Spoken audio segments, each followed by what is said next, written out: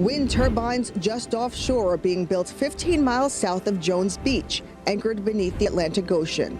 Now the renewable energy company behind the project wants to build a factory to construct and assemble additional turbines. It's eyeing this site in the South Brooklyn Marine Terminal on the Sunset Park waterfront. People are paying attention to Sunset Park because climate justice lives here.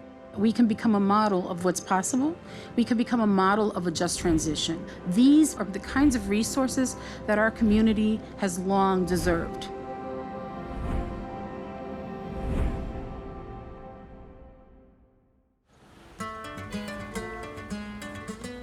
Sunset Park is quintessential Brooklyn. You see a lot of Central American, Mexican, Caribbean, Puerto Rican, Dominican, Chinese, South Asian. It is a community where culture is just alive. It is largely working class and runs from 15th Street to 65th and 8th to the waterfront. It's an industrial waterfront community, and it has some history.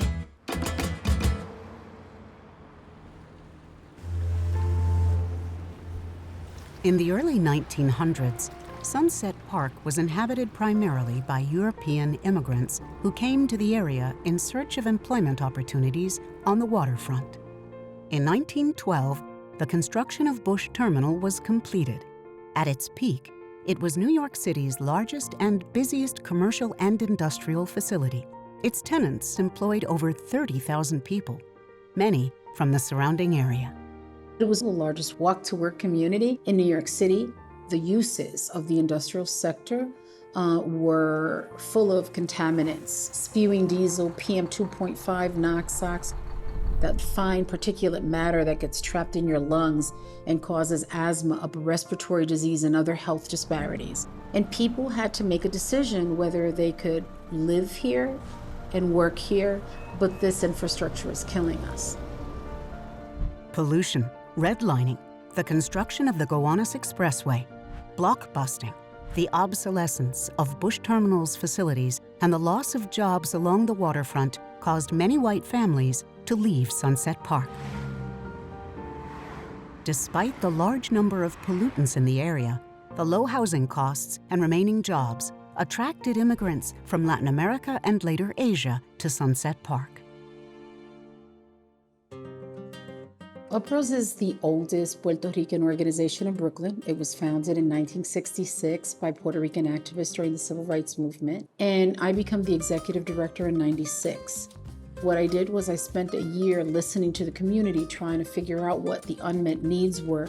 The young people are talking about high levels of asthma, the fact that we're in a lead paint belt, that there's no open space. Historically, redlining, putting up highways has clearly harmed all of our communities.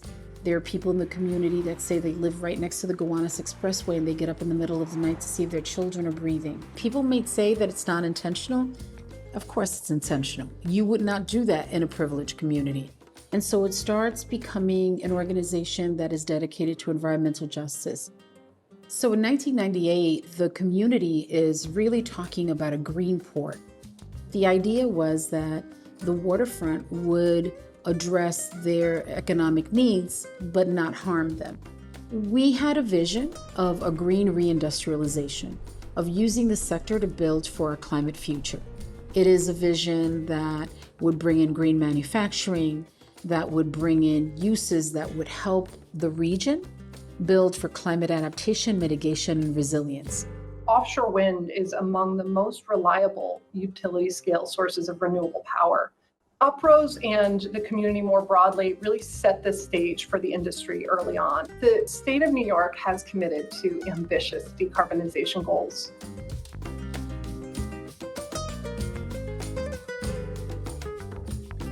Equinor is an energy company that is committed to playing a part in the energy transition. Sunset Park, and specifically the South Brooklyn Marine Terminal, will be the home base for a flagship renewable energy project on the U.S. East Coast, Empire Wind, the first project to connect directly to the New York City grid. We started getting calls from offshore wind companies. They came into the conversation having done their research on all of us, knowing that we're those people who will make it very difficult for them if they're moving in a direction that undermines the needs of our community. From the beginning, Uprose has served as an advisor, helping shine a light on community challenges and expectations so that we can operate more effectively in the community. One of our biggest concerns was, that they would hire locally. If we are not thinking about how those people who historically have been harmed by toxic exposure are the first to benefit from the opportunities, then it's not a just transition. Sunset Park has to be first in line.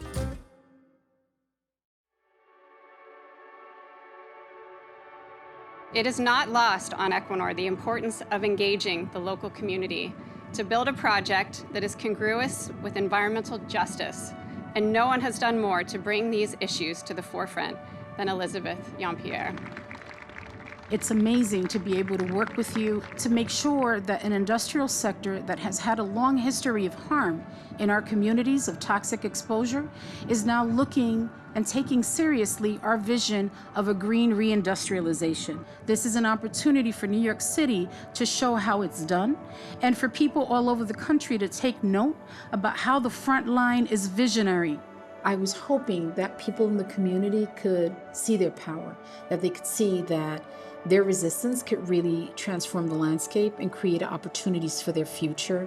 We're so busy fighting that sometimes we don't spend the time envisioning.